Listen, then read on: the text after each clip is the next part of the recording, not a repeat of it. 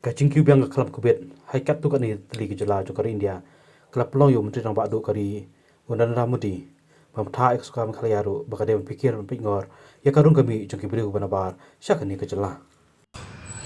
Benda kasi ladon ka virtual conference meeting jong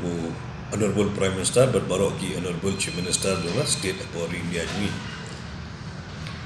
Haberi ni pang Honorable Prime Minister I very clear instruction kalau ni ba kani ka COVID ndalas dang priang biang hapo ani ka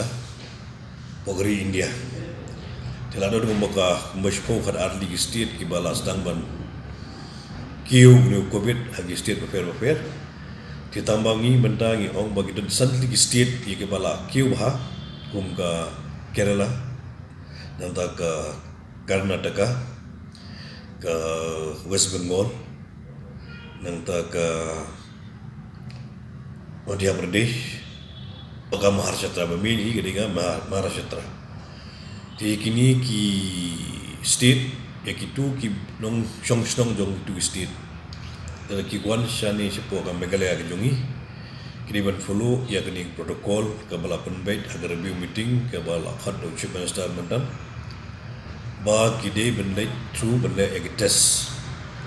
but kat ba ke bat bio ek report do test kide ban song shi ki isolation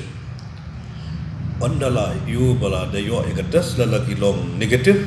tikila bansa bait apo Meghalaya la de ki wasa shi sini sa sini shi pu sini kat bagi mat ya ketam dan jikang tangba ya ka tesu de benne met lingba ka artis biar ketunan dan ya seminar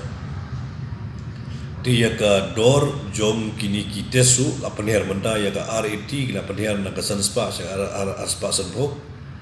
bad ya kani ka artis biar ketunan seminar ki bade share ja dengkai ka toru la penher sa ka sanspa dengka